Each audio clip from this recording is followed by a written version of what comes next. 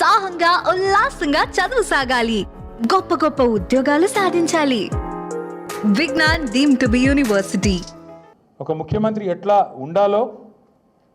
ఉండాలో రాష్ట్రానికి ఎట్లా నాయకత్వం వహించాలో ఎంత అద్భుతంగా పనిచేయొచ్చో భారతదేశానికి చూపెట్టింది మన నాయకుడు కేసీఆర్ గారు.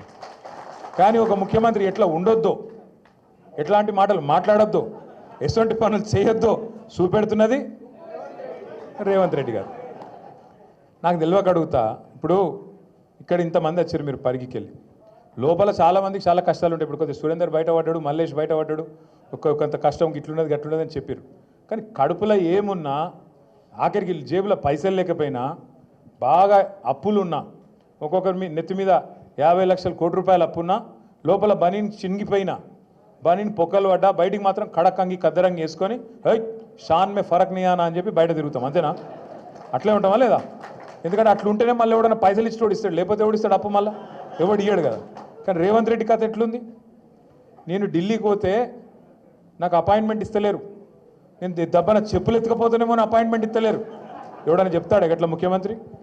ఈ విచిత్రం. ఇప్పుడు దబ్బన ఒక మాట అనుకో, నేను మహేష్ రెడ్డి అన్న దగ్గర అప్పు తీసుకున్నా, ఎంతో 1 లక్ష రూపాయలు అప్పు తీసుకున్నా అనుకో. తీసుకొని మహేష్ అన్న నాకు బాగా కష్టం ఉందే, జరా ఒక నెల రోజులు ఇస్తా అని చెప్పిన. మరి నేను నెల రోజులు నాకు వెళ్ళలేదు, నేను ఇయ్యలే. 2 నెలలు అయింది ఇయ్యలే, 6 నెలలు అయింది ఇయ్యలే. మహేష్ అని నువ్వుకుంటాడా? ఏమాయబాయి నువ్వు చెప్తివి, మస్తుగా చెప్తివి, ఇస్తలేవు, ఏం సంగతి అడుగుతాడా? అడగడా? నెల రోజుల్లో నేనే చెప్తి. మరి 6 నెలలు అయిపోయాయి, అడిగింది అనుకో. ఇక నేను ఏం చేయాలి? నిజానికైతే నిజాయితీ ఉన్నోన్నైతే, అరే 1 లక్ష వెళ్తలేవే, 50,000 వెళ్తున్నాయి, 50,000 ఇస్తా, ఇంకో 50,000 మళ్ళీ ఇస్తానా, ఇక మిత్తి మాఫ్ చేయరని దండం పెడతా అని బతిమలు ఆడుకోవాలి. కానీ ఇవాళ రేవంత్ రెడ్డి కథ ఎట్లుంది? ఏమైనా 100 రోజులలో గ్యారంటీని అమలు చేస్తా అన్నావు, అందరికి అన్నీ ఇస్తా అన్నావు, మరి ఇవాళ ఇస్తలేవేందా అంటే ఏమంటుండే ఎరికేనా? ఏం చెప్తారా? నన్ను కోసుక తింటారా? ఏం చెప్తారు? నన్ను మీరు కోసుక తింటారా? కోసుక తినేందుకు నువ్వు ఏమైనా సేపువా, మామిడికాయవా, ఏంటిది నువ్వు? అరే ఇట్లుంటుంది ఎక్కడైనా? ముఖ్యమంత్రి అనేటోడు నేను ఇక్కడ లంకె బిందెలు ఉంటాయనుకొని వచ్చిన. ఏం మాటలు అవి? ఏం అసలు మాకే పరిశాన్ ఉంది. సబితక్క ఇవాళ కాదు, ఇప్పుడే సత్యక్క చెప్పినట్టు, సబితక్క రేవంత్ రెడ్డి గారు జెడ్పీటీసీ కాకముందే మంత్రి అయిన మరి సీనియర్ నాయకురాలు. అట్లాంటి సీనియర్ నాయకురాలకి నిన్న మహేశ్వరం నియోజకవర్గంలో ఓడిపోయినమో కుర్చీ మీద కూర్చోబెడతారట, గెలిచిన వాళ్ళని మాత్రం కింద కూర్చోవన్నట్టు. మనం పిచ్చోళ్ళ లెక్క వాడు కారు అట్లు ఇస్తుంటే, వాడు ఇంకోటి చేస్తుంటే, పోజులు కొడుతుంటే మనం చూడాలంట. అక్క ఏమనలే పాపం, కానీ కార్యకర్తలు ఊకుంటారా? ఊకోరు కదా. అరే మా మేడంకి అవమానం జరుగుతుందని లొల్లి పెడితే ఇలా హోంమంత్రిగా పనిచేసిన అక్క మీదికి గింతంత పోలీసు వాళ్ళు ఎగిరిపోయి రెచ్చిపోయి మాట్లాడుతూ ఉన్నాడు. నేను ఇలా పరిగి మాత్రమే కాదు, రాష్ట్ర వ్యాప్తంగా ఉండే కలెక్టర్లు, ఐఏఎస్ ఐపీఎస్ అధికారులకు నేను ఒక్కటే గుర్తు చేస్తున్నా, గుర్తుపెట్టుకోమని చెప్తా ఉన్నా. ఇలా మీరు పచ్చి అబద్ధాలు ఆడుతూ ఉన్నారు ఐఏఎస్ అధికారులు కూడా. మొన్న ఇక్కడ చూసిన నేను ఖైరతాబాద్లో ఒక ఐఏఎస్ అధికారి, ఒక ఐపీఎస్ అధికారి, ఇద్దరు చిలక పలుకులు పలుకుతున్నారు. ఏమని? 10 ఏళ్లలో ఒక్క రేషన్ కార్డు ఇవ్వలే. కాంగ్రెస్ వాళ్ళు మాట్లాడినట్టు మాట్లాడుతున్నారు. నేను వాళ్ళందరికీ ఒకటే చెప్తా ఉన్నా, ఎక్కువ టైం లేదు, 2-2.5 ఏళ్లలో మళ్ళీ మేమే వస్తున్నాం. ఎవరైతే ఎగిరెగిరి పడుతుండ్రో, ఎవరైతే అతి చేస్తుండ్రో, ఎవరైతే రేవంత్ రెడ్డి కంటే ఎక్స్ట్రాలు చేస్తున్నారో వాళ్ళందరికీ నేను ఒకటే మాట చెప్తున్నా. నేను ఇదివరకు కూడా చెప్పినా, మళ్ళీ కూడా చెప్తున్నా, బరాబర్ ప్రతి పేరు రాసి పెట్టుకుంటాం, ప్రతి ఒక్కరి మాటలు యాది పెట్టుకుంటాం. ఇదివరకు లెక్క మాత్రం ఈసారి ఉండదు, అన్ని లెక్కలు హిసాబ్ కితాబ్ సెటిల్ చేసే బాధ్యత నాది. సురేంద్ర ఒక మాట అన్నాడు, వాస్తవం అది. 10 ఏళ్లలో ఎన్నడూ మాకు ఇక్కడ అవకాశం రాలే అని ఒక మాట అన్నాడు, వాస్తవం. 10 ఏళ్ళు మేము ప్రభుత్వాన్ని నడిపినాం, రాష్ట్రాన్ని నడిపినాం.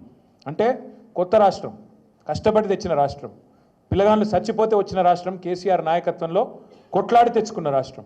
ఇటువంటి రాష్ట్రంలో ఇల్లు సక్కదిద్దుకున్నట్టు మరి కొత్త సంసారం, కొత్త కాపురం కాబట్టి బ్రహ్మాండంగా చేయాలి.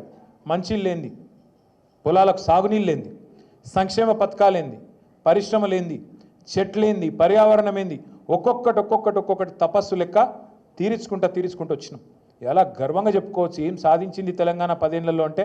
సరే మనం 1.8%తో మనం ఓడిపోవచ్చు. ఇప్పుడే మహేష్ అన్న ఒక మాట అన్నాడు, కొత్తగా గిన్ని గ్రామ పంచాయతీలు చేసినాం, గిన్ని తాండా పంచాయతీలు చేసినామని. ఎప్పటి నుంచో చెప్తున్నారు కాంగ్రెస్ వాళ్ళు, 78కి వెళ్ళి తాండాలు పంచాయతీలు చేస్తామని. చేసిర్రా? మళ్ళీ కేసీఆర్ వచ్చినాకనే బ్రహ్మాండంగా ఇవాళ 3,400 తాండాలు, పల్లెలు, పంచాయతీలను చేసుకున్నాం. అట్లాగే కొత్త మండలాలు చేసుకున్నాం. మీ మహమ్మదాబాద్ కూడా అయింది కదా, చౌడాపూర్ అయింది, మహమ్మదాబాద్ అయిందా లేదా? రెవెన్యూ డివిజన్లు చేసుకున్నాం. కొత్తగా జిల్లాలు చేసుకున్నాం. వికారాబాద్ జిల్లా కావాలని ఎప్పటి నుంచి ఉండే మీకు కళ? ఇవాళ ఇక్కడికి వచ్చినాం, చాలా దూరం వచ్చినాం అంటున్నారు. ఒకప్పుడు రంగారెడ్డి కలెక్టరేట్ ఎక్కడుండే? హైదరాబాద్లో లగ్డికాపుల్లు ఉండే. మరి ఇవాళ ఏడుంది మీ కలెక్టరేటు? వికారాబాద్లో మీ కూతవేటు దూరంలో ఉన్నది. అంటే ఇవన్నీ కేసీఆర్ చేయలేదా? చేసుడే కాదు, స్వయంగా ఈ రోజున్న మంత్రి కోమటిరెడ్డి వెంకటరెడ్డి చెప్పిండు, మన కలెక్టరేట్లు ఉన్నట్టు కొన్ని రాష్ట్రాల సెక్రటేరియట్లు కూడా ఉన్నాయని చెప్పి నేను చెప్పుడు కాదు, స్వయంగా ఇయ్యాలున్న మంత్రి కోమటిరెడ్డి వెంకటరెడ్డి భువనగిరిలో చెప్పినాడు. అద్భుతంగా కొత్త పంచాయతీలు, కొత్త తాండాలు, కొత్త మండలాలు, కొత్త రెవెన్యూ డివిజన్లు, కొత్త కలెక్టరేట్లు, ఐఏఎస్ ఐపీఎస్ అధికారులు మీకు అందుబాటులో, మీరు యాడిగో 100 కిలోమీటర్లు పోయే అక్కర లేకుండా మీ గడప ముంగటికి పాలన తెచ్చిన నాయకుడు కేసీఆర్ గారు. అది మాత్రమే కాదు, ప్రతి గ్రామంలో భారతదేశంలో ఎక్కడ కూడా లేదు ఇవాళ మన దగ్గర ఉన్న పరిస్థితి. నర్సరీలు, పల్లె ప్రకృతి వనాలు, ఇంటి ముంగట నల్ల, అట్లాగే బ్రహ్మాండంగా ప్రతి ఊళ్ళో ఒక రైతు వేదిక, ప్రతి ఊరిలో ఇవాళ ప్రకృతి వనంతో పాటు డంపింగ్ యార్డు, అట్లాగే శ్మశాన వాటిక, వైకుంఠధామం ఎక్కడ ఉన్నాయా భారతదేశంలో? ఎవరన్నా ముఖ్యమంత్రికి ఇంత సూక్ష్మంగా ఆలోచించినోడు ఉన్నాడా? పల్లె ప్రగతి, పట్టణ ప్రగతి ఇంత పెద్ద ఎత్తున ఆలోచించి ఇవాళ ఈ వర్గం ఆ వర్గం అని కాదు, రైతులు కడుపులో పెట్టుకుని చూసుకున్నారు కేసీఆర్ గారు. 24 గంటలు కరెంటు వ్యవసాయానికి ఉచితంగా ఇచ్చిన ముఖ్యమంత్రి భారతదేశంలో ఎవరైనా ఉన్నారా స్వాతంత్రం వచ్చినాక? ఒక్కడు కేసీఆర్. 73,000 కోట్ల రూపాయలు రైతుల ఖాతాల్లో 11 విడతల్లో జమ చేసిన నాయకులు ఇంకెవరైనా ఉన్నారా భారతదేశంలో ఇప్పటి వరకు? కేసీఆర్ తప్ప. మరి నేను అడుగుతా ఉన్నా, ఇవాళ తప్పెవరిది? మనది, కార్యకర్తలది. సార్ పనిచేసిండు, కానీ ప్రజలకు అర్థమయ్యేటట్టు చెప్పుట్లో మనం ఫెయిల్ అయినాం, మనం విఫలమైన. ప్రజలకు మనం చెప్పుకోలే, వికారాబాద్ జిల్లా చేసినామని చెప్పుకోలే, బ్రహ్మాండంగా కొత్త పంచాయతీలు చేసినామని చెప్పుకోలే, తాండాలకు మరి ఇవాళ 6 నుంచి 10% రిజర్వేషన్ గిరిజనులకు పెరిగిందని మనమే చెప్పుకోలే. ఏ రకంగా ఇవాళ తెలంగాణలో 10 ఏళ్లలోనే ఎన్ని విషయాల్లో మనం ముంగటికి పోయినామో చెప్పుకోలేకపోయినాం. అవతలోడు ఏం చేసిండు, దాన్ని అండగా పెట్టుకుని మనం చెప్పుకోలే. అవతలోడు వచ్చి ఆశ చూపెట్టిండు. కేసీఆర్ 2,000 ఇస్తుండా, నేను 4,000 ఇస్తా. కేసీఆర్ లగ్గానికి 1,00,000 రూపాయలు ఇస్తుండా, నేను మీదికెళ్ళి తులం బంగారం ఇస్తా. కేసీఆర్ ఇచ్చే 1,00,000 రూపాయలు పెళ్ళి అయిపోయినాక, లగ్గం అయిపోయినాక 2 నెలలకు వస్తున్నాయి. అదే నేను వచ్చినా అనుకో, నువ్వు పత్రిక పెట్టుకో, పత్రిక పెట్టుకున్న రోజే నీకు మళ్ళా కులం బంగారం వస్తుంది, 1,00,000 రూపాయలు వస్తాయి. ఇట్లా కథలు చెప్పే వరకు పాపం నమ్మిండ్రు, నమ్మి ఇవాళ బాధపడతా ఉన్నారు. మీరు నేను మనందరం కార్యకర్తలుగా మనందరం చేయాల్సింది ఒకటే పని. ఎందుకంటే అధికారం కోసమో ఇంకో దానికోసమో కాదు. సరే, కేసీఆర్ గారు మళ్ళీ గెలిస్తే ముఖ్యమంత్రి అవుతారు. ఆయన ఇప్పటికే 10 ఏళ్ళు ముఖ్యమంత్రి చేసిండు. ఆయనకేం కొత్త పదవి కాదు, ఆయనకేం కొత్త పదవి రాదు.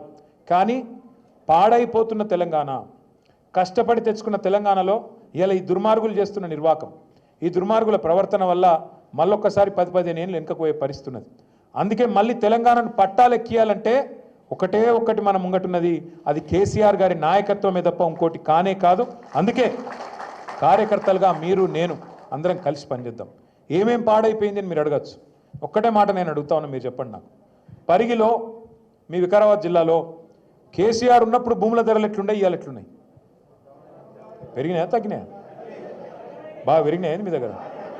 అంటే ముఖ్యమంత్రి నియోజకవర్గం పక్కనే ఉన్నారని బాగా పెరిగినాయా? మీ కొడంగల్ పెరిగినాయా బాగా? ఒక్క పరిగి కొడంగల్ కాదు, రాష్ట్రంలో ఎక్కడ కూడా ఇలా ఏ ఒక్క మనిషి కూడా సంతోషంగా లేడు. మీరు రైతుల కాడికి పోండి, రైతులు చెప్తున్నారు, ఖుల్లా చెప్తున్నారు, అన్న మోసం జరిగిపోయింది, తినే పల్లెంలో అన్నంలో మన్ను పోసుకున్నట్టు అయిపోయింది, మంచిగుంటిమి, రైతు బంధు వస్తుండే, రైతు బీమా వస్తుండే, టైంకి ఎరువులు దొరుకుతుండే, విత్తనాలు దొరుకుతుండే, పండించిన పంటకు గిట్టుబాటు ధర ఉంటుండే, పైసలు టైంకి పడుతుండే, మంచిగా పొక్తాగుంటిమి, కళ్ళల కాడికి వచ్చి వడ్లు కొనుక్కపోదురు. ఇలా ఏం పరిస్థితి వచ్చింది?